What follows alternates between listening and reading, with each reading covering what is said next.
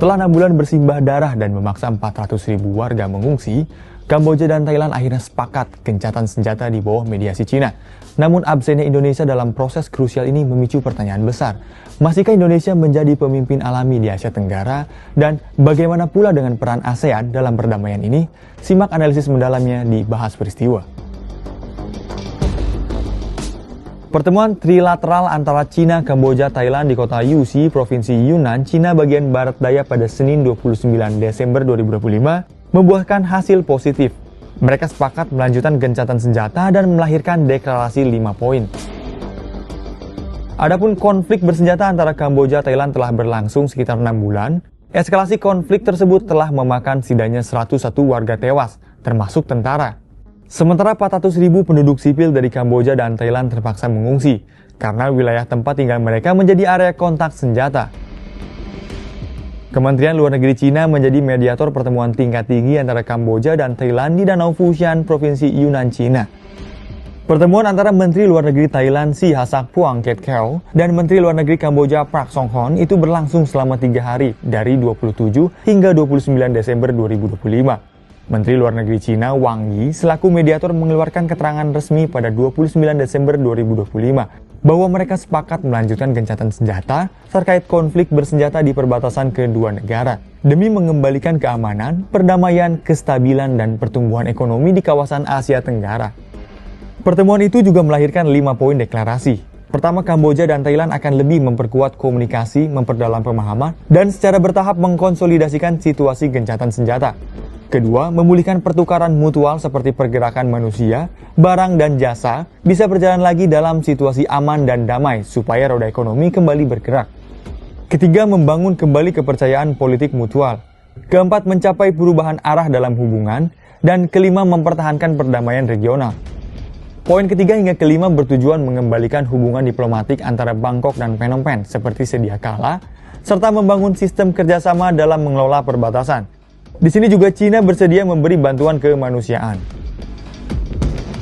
Sebenarnya 7 Desember 2025 Thailand dan Kamboja telah menandatangani perjanjian damai dengan dimediasi Perhimpunan Bangsa-Bangsa Asia Tenggara atau ASEAN dan Amerika Serikat. Perjanjian ditandatangani di Kuala Lumpur, Malaysia yang merupakan pemegang keketuaan bergilir ASEAN 2025. Namun setelah itu perjanjian dilanggar. Kedua belah pihak saling tuduh melakukan intrusi melewati perbatasan yang sah. Pendekatan Presiden AS Donald Trump yang diduga mengancam kedua negara dengan sanksi dagang tidak mempan meredam bara konflik. I think this is it has been a positive meeting. We haven't resolved everything, but I think we are making progress in the right direction, and we have to keep up the momentum. Hal senada juga dengan Menlu Kamboja Prak Songhon. Ia optimis perjanjian kali ini bisa bertahan lama. ឆ្លងតាមការពិភាក្សាទាំងទ្វេភាគីទាំងត្រីភាគីឯកភាពគ្នាថាយើងបានសម្រេចសមិទ្ធផលច្រើនហើយមកដល់ពេលនេះ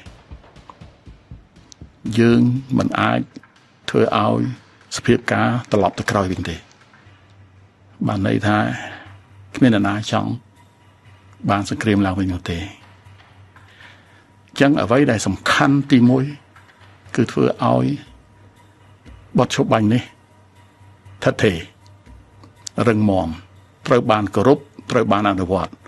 Dalam mediasi oleh Cina, delegasi ASEAN tidak datang ke Danau Fushan, namun Menlu Cina Wang Yi mengatakan bahwa Cina siap membantu ASEAN mengawasi penerapan perjanjian gencatan senjata. Ucapan ini sesuai dengan pernyataan Cina sejak Agustus 2025 bahwa mereka mendukung upaya ASEAN mendamaikan pertikaian kedua anggotanya. Di balik keberhasilan Cina setidaknya mendamaikan Kamboja dan Thailand, muncul pertanyaan tentang peran Indonesia yang sebenarnya diharapkan hadir sebagai natural leader ASEAN di tengah konflik.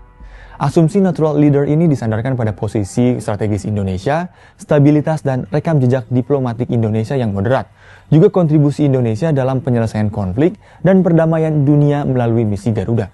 Namun bagaimana peran Indonesia di tengah konflik Kamboja dan Thailand? Status natural leader ini dipertanyakan banyak pihak. Salah satu sebabnya diplomasi Indonesia sudah tidak aktif lagi seperti dulu, bahkan cenderung abai, terutama untuk Asia Tenggara. Guru Besar Diplomasi Hak Asasi Manusia di ASEAN dan Kepemimpinan Politik Global pada Fakultas Ilmu Sosial dan Ilmu Politik FISIP Universitas Gadjah Mada, Dhafri Agusali mengatakan Presiden Prabowo Subianto memang aktif ke luar negeri, tetapi tidak di internal ASEAN. Ini tidak baik, karena semestinya Indonesia lebih berperan aktif dulu di ASEAN. Ketidakaktifan Indonesia di ASEAN itu semakin membuat ASEAN tidak mampu menangani masalah negara anggotanya. Hampir semua negara anggotanya berkonflik. ASEAN sedang tidak baik-baik saja, ada krisis kepemimpinan yang serius di ASEAN. Padahal ASEAN didirikan untuk menangani masalah negara anggotanya. Sejatinya Indonesia pernah berperan penting pada konflik Thailand-Kamboja tahun 2011 di era kepemimpinan Presiden Susilo Bambang Yudhoyono dan mantan Menlu Marty Natalegawa. Kala itu Indonesia juga menjadi ketua ASEAN. Selaku ketua ASEAN, Indonesia diminta oleh Dewan Keamanan PBB untuk membantu menyelesaikan konflik antara dua negara, didukung Mahkamah Internasional atau ICJ dan pemerintah Amerika Serikat. Deklarasi 5 poin di UC membuktikan bahwa China mampu mengisi kekosongan kepemimpinan yang ditinggalkan ASEAN.